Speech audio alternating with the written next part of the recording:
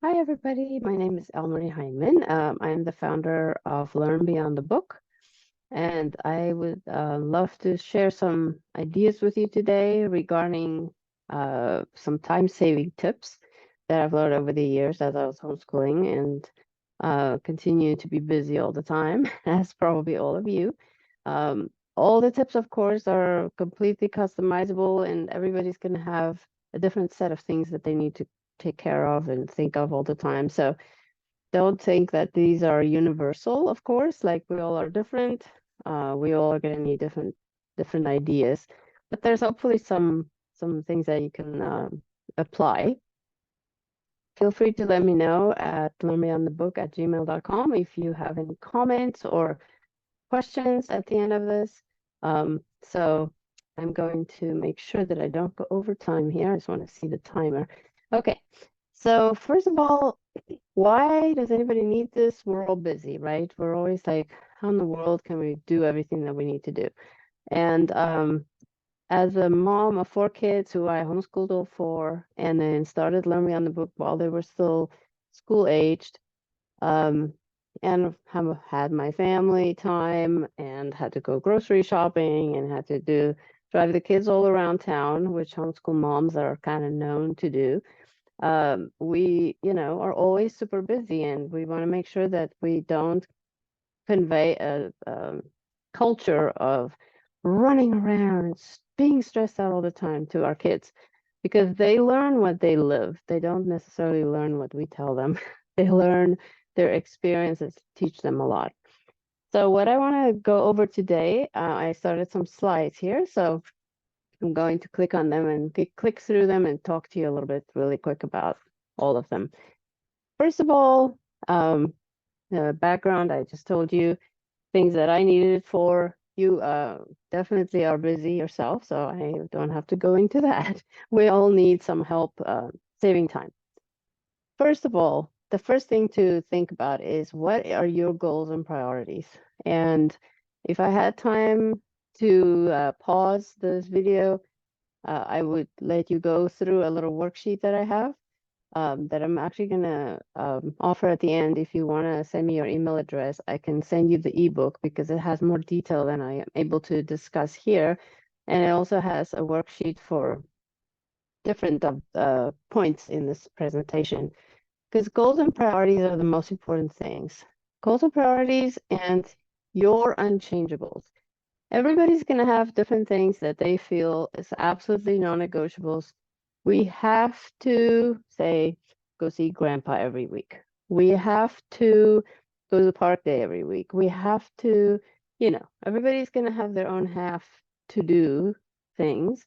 And that's where goals and priorities come in very handy because that's when you are going to decide what is it that's unchangeable for you, and that's the first thing you're going to put on your calendar. And then, I mean, even possibly color coded, that's possible with these electronic calendars and very helpful because you can see more clearly what's going on. So once you've added your unchangeables to your calendar, and I strongly suggest using a calendar. A lot of people don't go by calendars. A lot of people don't like lists and things like that. But if you are really busy, I can guarantee for you that you will get at least, I I want to say double, but maybe it's a little less than double. You would get double done what you would have gotten done without a calendar and without putting everything in a time slot so that you can see if your schedule is overfilled, right? We don't want to overfill it to the point where, again, we want to just run away because we can't get anything done that we are feeling is really important. So first you put your unchangeables on. That's going to be different for everybody. As I said before, some people are going to have something they have to do every day. Other people don't have that particularly. So after you do that, you're going to add in all your other activities. Now, that is quite a task because the more kids you have, the more things they do, the more activities they're involved in. Most likely, they're not involved in the same activity. So you're going to be driving back and forth. I remember one of the days when I had my kids and they were still all busy doing their activities. Nobody could drive. And I remember one day that I drove 30 minutes south to drop one kid off at a community college course. I drove back up past my house, 30 minutes in the other direction, dropped that kid off for a dance class, and drove back down to pick up the one who's just now finished the college course and drove back up to get the one that was at the dance class. And then went home. And I actually, that day was probably the most I've ever driven. I did that weekly for a while, but it was like 200 miles in a day. So it was kind of a lot. But hopefully you wouldn't be driving that much. But homeschool parents are kind of known for driving a lot. So you're going to have to add in all your other activities. Now, make sure you keep in mind that whenever you're going to drive somewhere, you have to plan for the traffic, right? If you're living in an area that's really populated, like Los Angeles, where I live, is quite a challenge. The traffic can be sometimes it could take you double the amount of time that you normally would take to get somewhere. So definitely keep that in mind. Google Maps, for example, is one of the apps that I use a lot. They have an amazing feature at the bottom of the directions page where you can actually say, remind me to leave on time. And you can say what time you want to be there, and it will tell you a range of times that you should probably leave by. And it takes into account the typical traffic at that time of the day, which is so helpful. So if you're going to go to a place that you're not familiar with the traffic patterns, it's just invaluable. So I also suggest when you are trying to leave to go somewhere to please tell your kids a few minutes before leaving, like say 10 minutes before, hey guys, we're going to leave in 10 minutes. And then make sure that it's actually 10 minutes and not just like another hour before you leave, or they'll never learn what 10 minutes mean. But by the time you get to 5 minutes, just say, okay, everybody, get your stuff ready. We need to go to the car now. And then give them the time to, kind of disengage from what they were doing to get into the car so you don't rush around at the very end. So that's one advice tip that I would say, because I remember the frustrations of trying to get somewhere, and everybody, like 4 kids, everybody's in the room doing their thing, and I'm like, feel like I'm pulling magnets away from from each other, trying to get them to come to the car. So as I mentioned before, I use Google Calendar. There's iCal for Macs, and then there's a ton of other kinds of apps that you can use for calendars. You can also use a book, a calendar book that you're used to. You can use a calendar that you put up on the fridge so everybody can see what's happening. This calendar down here is very interesting because it has different colors, as you can see. And so you can set up different calendars for different people in your family, and you could share it with each other. So you can literally be able to see, like you could make a calendar separately for your children. Each one can have their own calendar of just their activities, and then build in, a buffer for driving and all that. And so they know exactly what time they're expected to be somewhere. So then the way they actually learn the time management skills to work with a calendar as well. The other great thing about electronic calendars is that they send you reminders before 30 minutes. You can customize when the reminder is going to come through. And so it sends you a little notification and your phone dings and you're like, oh yeah, that's right, I have to go. That has saved me so many times when I probably would have forgotten to leave in time. And it's so helpful. Okay, let me see what else. Click on the next slide.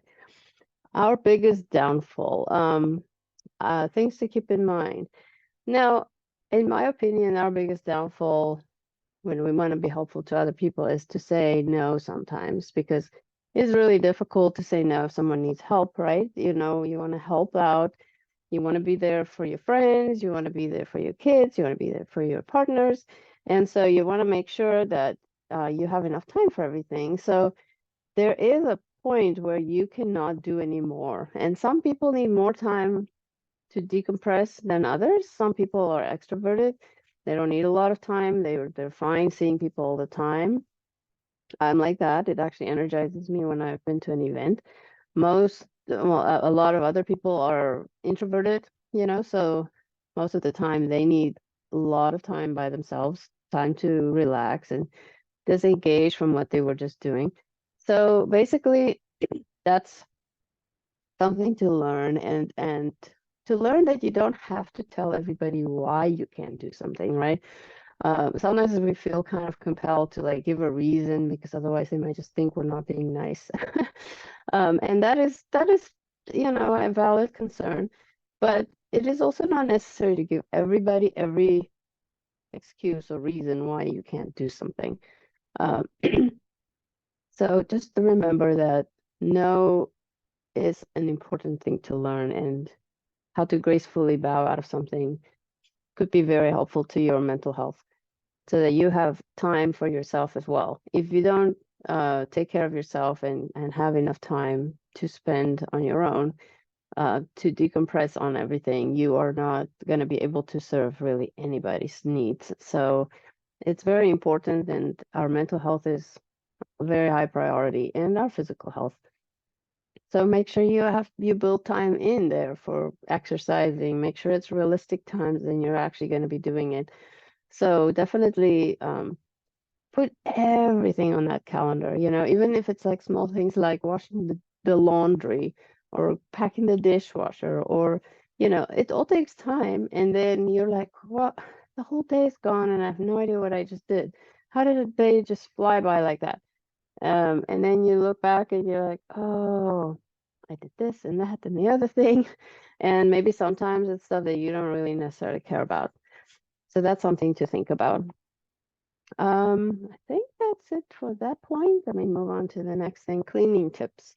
Now, there's a bunch of websites that are very helpful, that can help you break up your cleaning. If you're cleaning your own house, to break it up into sections so that you don't have to feel like overwhelmed and be concerned about like doing all at the same time on one day. I know if I try to do that, my back's out of whack and I can't walk for 3 days. So I better not do that. I better spread it out, especially the big tasks like washing the windows or deep cleaning the kitchen or cleaning on top of the fridge, things that you don't even think of cleaning sometimes.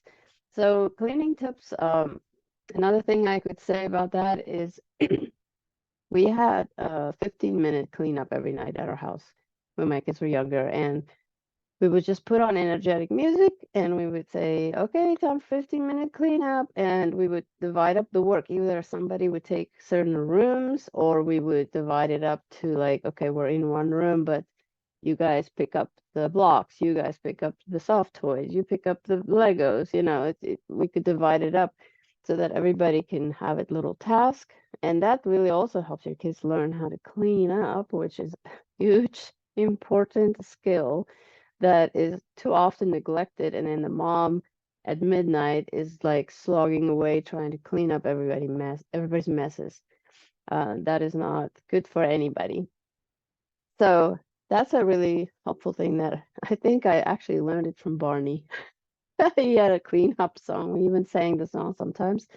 But putting on energetic music that everybody enjoys actually helps people to do it more quickly. It's kind of that's been proven.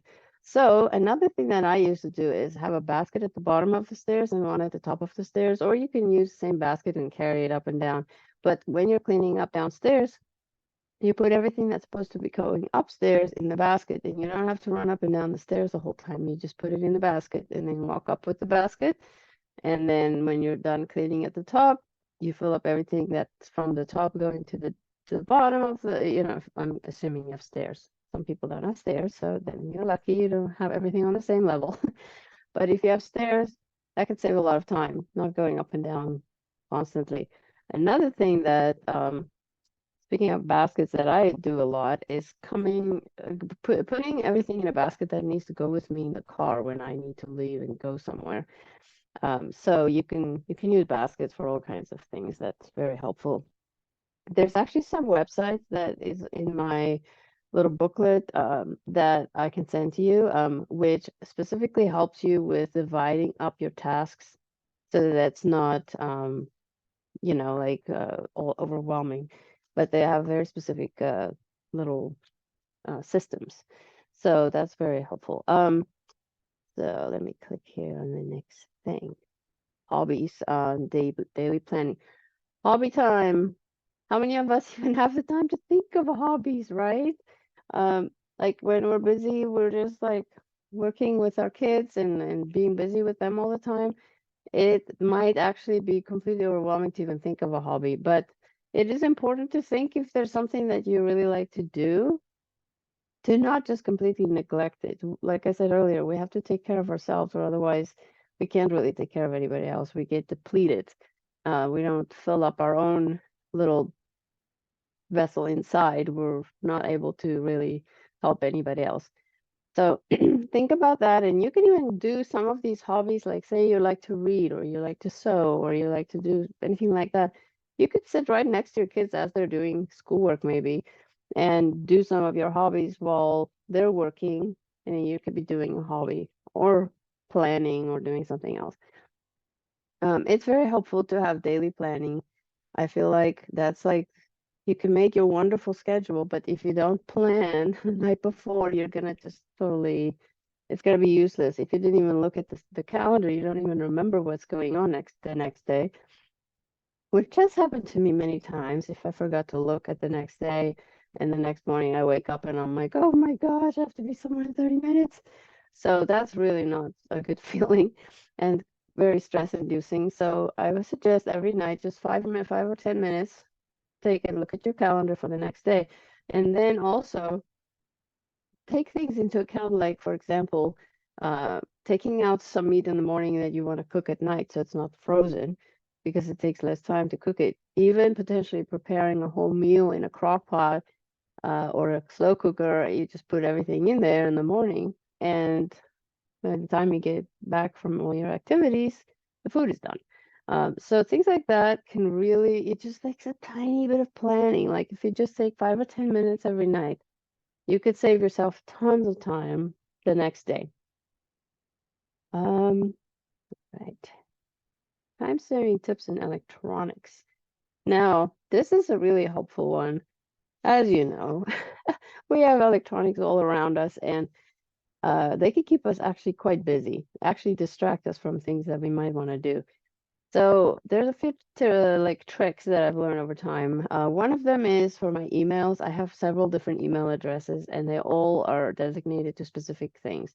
So, for example, I have an email address that's kind of junk mail. So if I go somewhere and someone asks me for an email address and I have to provide one, I give them that email address. I can still check it. I do still check it, but I don't have to check it every day. You can have, if you have a business, you would have a business email account. You would have a personal email account to hear from people you actually want to hear about.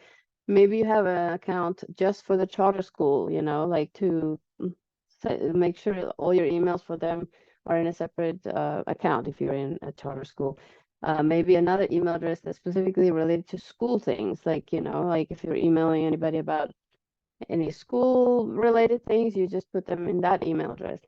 Now, you can do this also by doing labels and tabs inside of your one main email account, and you can sort things and create rules inside of Gmail, for example, or other email apps like Outlook, where you actually make a rule and say if the email address contains these words, it automatically goes to a folder.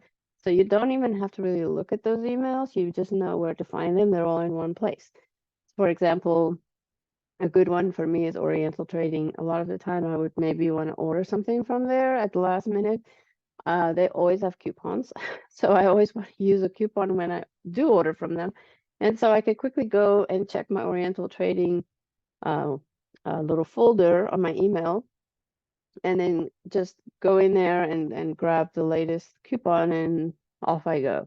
But I don't have to look at every Oriental Trading email coming through my email box. I clutter up everything else, and I can't even get to the stuff that I need to actually look at. So in terms of electronics, I would say that to be careful to watch out for things that suck up your time, of course, as you know, but paying bills online, working online all the time, like for example, if I'm working online, I have a lot of tabs open that I use constantly. I don't close them every time because every time I have to open them again. It's taking extra time to reopen it every time. So that's something to keep in mind with your electronics. You can close things to make your computer work faster, for example, but there's certain things that take longer to open than others. And so those things, I just leave them open and then they're ready for me when I need them. School records and filing, that's a big thing that takes up time, right? We might have to report back on what you did for school, for the charter school, and then you have to file all your household things. There's a list in my little booklet too of things that you can use for filing categories that you might want to look through and set up your own filing system that works well for you. And then a way that I would say something else that's important is efficiency on the road. When you're out and about, that's actually really helpful. There's some books like Car Schooling, for example. That's something you can do. There's a ton more tips in my booklet. Multitasking tips, well, exercise while you're watching something, for example.